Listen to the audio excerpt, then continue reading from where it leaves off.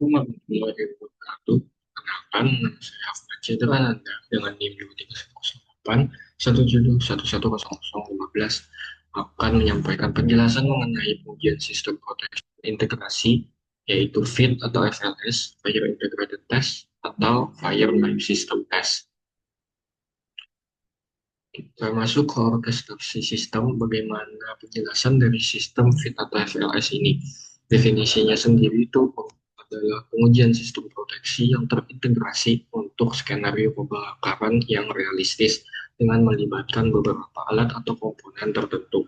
Tujuannya sendiri itu menguji dan memvalidasi tiap komponennya dalam situasi darurat. Kemudian lingkup komponen-komponen tersebut ada sistem deteksi, alarm, asap, ventilasi, damper, sprinkle, pompa dan kontrol, dan lift evakuasi. Contoh konfigurasi sistem sendiri itu bisa dilihat dari gambar, ada 13 komponen yang saling terhubung satu sama lain yang diorkestrasikan oleh satu alat, yaitu fire alarm panel sebagai kontrol panelnya yang menggunakan semua alat yang lainnya. Kemudian ada cause effect matrix. Pengujian ini menggunakan dokumen yaitu bernama cause effect matrix, dokumen vital menjadi dasar skenario pengujian otomatis. Mekanismenya sendiri secara sederhana itu seperti input yang merupakan sebab ke output yang merupakan akibat. Contohnya seperti jika sensor A itu yang merupakan input aktif disebabkan oleh suatu kondisi, yaitu sebabnya, maka uh, maka serangkaian proses otomatis aksi B, aksi C, aksi D itu harus dilakukan. Itu yang disebut dengan efek. Dan dalam konteks IT-nya sendiri itu mirip seperti decision table testing dalam software testing. Lanjut ke standar dan spesifikasi. Standar global sendiri itu terbagi menjadi dua, yaitu NFPA 4 yang merupakan pedoman pengujian sistem perlindungan kebakaran dan keselamatan jiwa integrasi. Lalu ada NFPA 72 yang menjadi persyaratan dalam pemasangan, kinerja, ujian, dan pemeliharaan sistem alarmnya itu untuk mendeteksi kebakaran. Kemudian ada regulasi lokal, yaitu Standar Nasional Indonesia 03-3985 yang menjadi persyaratan teknis dan prosedur pengujian untuk memastikan keandalan sistem dan aturan untuk peraturan lokal yang ada di Indonesia. Metodologinya sendiri terbagi menjadi tiga, yaitu unrepresentative test, yaitu pengujian tradisional atau konvensional yang mudah diaplikasikan dan digunakan karena tradisional. Kemudian berlanjut naik yaitu ke model test, yaitu skenario pengujian kebakaran tertentu yang membutuhkan penilaian dari para ahlinya.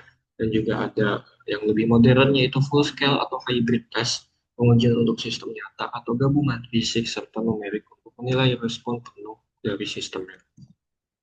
Struktur level prosedurnya sendiri itu ada beberapa level, yaitu yang pada level komponen, berfokus pada material, contohnya seperti uji ISO. Kalau ada sistem yaitu fokusnya pada sistem tunggal, contohnya itu ada uji sprinkle, ventilasi, bagaimana sistemnya, bagaimana sistem seperti sprinkle, ventilasi itu bekerja. Kemudian ada sistem yang terintegrasi, maka melibatkan beberapa komponen, yaitu seperti uji tunnel yang lebih besar, dan kemudian ada yang terakhir ada hybrid atau virtual, yaitu berupa kombinasi fisik dan simulasi yang lebih besar, yaitu hybrid fire testing. Studi kasusnya itu tunnel fire test yang diambil oleh Hammer Tunnel Fire Test. Pengujian ini bertujuan untuk menguji bagaimana sistem proteksi kebakaran itu bekerja secara otomatis terhadap kondisi kebakaran yang nyata di dalam terowongan. Pengujian ini melibatkan simulasi kendaraan terbakar atau bahan bakar yang terbakar di dalam terowongan, bagaimana sistemnya itu merespon dengan berfokus kepada pengendalian asapnya, ventilasinya, alarm, sprinkle, dan evakuasinya. Kemudian ada skenario khusus yang biasanya diadopsi di dalam industri, yaitu pressure vessel atau bejana dengan tekanan yang tinggi. Pengujian ini bertujuan untuk menilai bagaimana sistem proteksi kebakaran dapat mengatasi risiko kebakaran yang terjadi pada bejana yang bertekanan tinggi. Bejana ini karena dia bertekanan tinggi, maka dia bisa menyebabkan ledakan yang dahsyat, yaitu ledakan yang hebat.